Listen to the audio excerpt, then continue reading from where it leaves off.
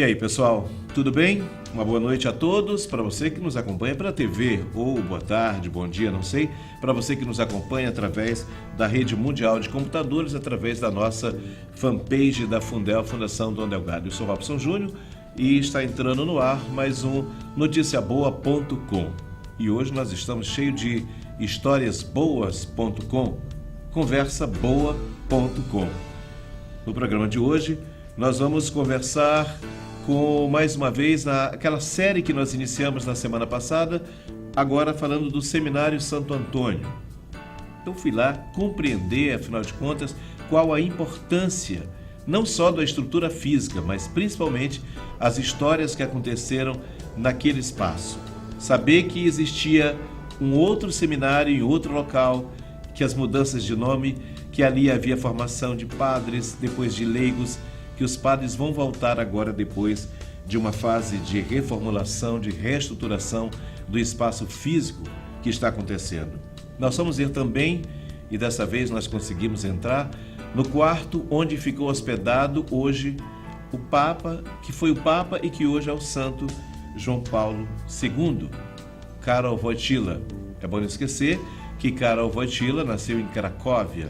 E esse ano, o próximo encontro da juventude, a Jornada Mundial da Juventude, que foi criada por ele, vai acontecer exatamente na cidade que o viu nascer, cidade de Cracóvia. Pois bem, nós somos ao local onde o Papa ficou hospedado e ele ficou exatamente nesse local que é o Seminário Santo Antônio. Para quem conhece o seminário, que já entrou ali pelo Centro de Formação de Líderes, entrando pela lateral, você vai encontrar o estacionamento. A janela dele dava exatamente para o estacionamento do carros que fica ali naquele local. Bem, você vai ver as imagens aqui no programa. Lógico que o local está passando agora por reformas, mas ali ainda estão preservadas naquele local a cama onde dormiu o Santo Padre, a escrivaninha utilizada, até um telefone que estava ali, um aparelho das antigas ainda, estava naquele local, parte das cortinas ainda estão ali. Algumas outras coisas que o Papa utilizou, um genuflexório, por exemplo, estão em outro local, mas essas peças estarão ali, de volta àquele local que está passando agora por uma reforma necessária, é uma reforma muito cara, porque o objetivo, como você vai acompanhar no programa, através das informações prestadas pelo Padre Abraão, os seminaristas eles voltarão a morar naquele local, que pode abrigar até 60 pessoas, mas no momento nós temos ali 18 futuros padres que estão em formação. Isso, provavelmente no ano que vem, lá pelo mês de fevereiro, eles estarão já não somente tendo a formação ali do lado do IESMA, mas também vão estar morando também nesse local que agora passa por uma grande reforma. Nós vamos ver os locais e você vai poder acompanhar aqui com a gente durante o noticiaboa.com de hoje. Vamos também para a reflexão de Francisco nesse primeiro momento, em que ele diz que é preciso rezar por quem não tem compaixão. O próprio Cristo já nos dizia em reflexões anteriores, nos evangelhos, que com o mesmo peso que você julgar alguém, com esse mesmo peso você haverá de ser julgado. Jesus não fala que é para ter pena, eu tenho pena de fulano de tal. Não, gente, compaixão, que não é nem pena e nem você vai deixar passar batido, não. Existe uma regra, existe uma lei. O próprio Cristo, ele não nos inventa nada, ele não fica falando coisas que serão facilidades. Ele falava que é preciso a porta estreita, não a porta muito larga. E nos chamava atenção para que a gente tenha compaixão. Sabe por quê? Porque do mesmo peso que eu utilizar para julgar alguém, eu também serei julgado. O programa de hoje, portanto, está numa viagem no tempo. Nós vamos saber muito hoje daquilo que está acontecendo nesse momento, com exclusividade, nessa entrevista concedida pelo Padre Abraão, lá do que está acontecendo exatamente no Centro de Formação de Líderes. Nós vamos saber um pouco.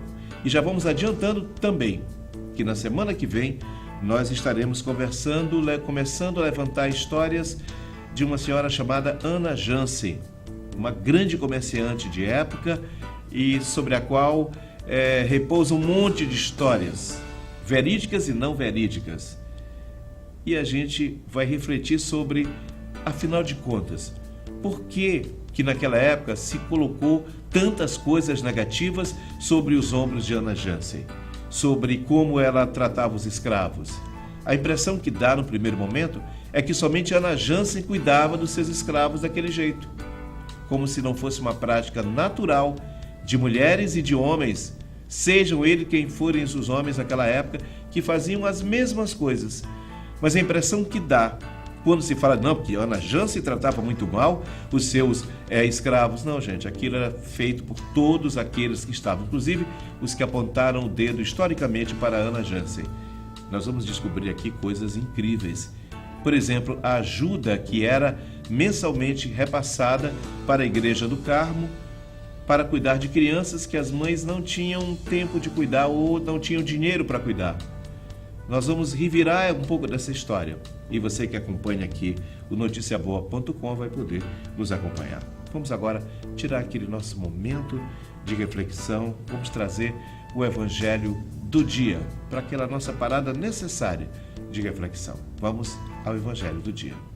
Proclamação do Evangelho de Jesus Cristo segundo Mateus. Glória a vós, Senhor. Naquele tempo, disse Jesus a seus discípulos: Eis que eu vos envio como ovelhas no meio de lobos. Sede, portanto, prudentes como as serpentes e simples como as pombas. Cuidado com os homens, porque eles vos entregarão aos tribunais e vos açoitarão nas suas sinagogas. Vós sereis levados diante de governadores e reis por minha causa, para dar testemunho diante deles e das nações.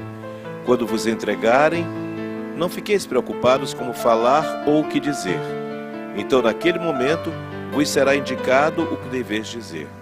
Com efeito, não serei vós que havereis de falar, mas sim o Espírito do vosso Pai é que falará através de vós. O irmão entregará à morte o próprio irmão. O pai entregará o filho. Os filhos se levantarão contra os seus pais e os matarão. Vós sereis odiados por todos, por causa de meu nome. Mas quem perseverar até o fim, esse será salvo. Quando vos perseguirem numa cidade, fugi para outra. Em verdade vos digo, vós não acabareis de percorrer a cidade de Israel antes que venha o Filho do Homem. Palavra da salvação. Glória a vós, Senhor.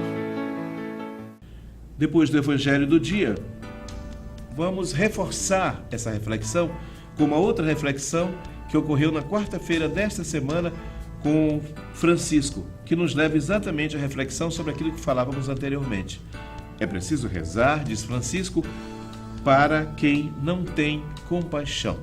A gente encerra esse bloco com essa reflexão do Papa Francisco.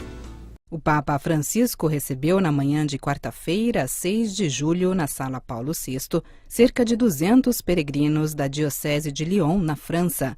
Acompanhados por seu arcebispo, o cardeal Philippe Barbarin, os peregrinos representam pessoas que vivem em condições de precariedade. De fato, são franceses desempregados que vivem nas ruas ou doentes. Qualquer que seja a condição de vocês, a sua história ou o peso que carregam, disse a eles o Papa, é Jesus que nos une. Jesus, prosseguiu o Papa, viveu a mesma condição desses peregrinos. Foi desprezado pelos homens, esquecido, alguém que não contava nada. Quando sentirem tudo isso, não se esqueçam que Jesus viveu a mesma experiência. Esta é a prova de que vocês são preciosos e que estão no coração da Igreja. Francisco foi além e fez um pedido mais radical.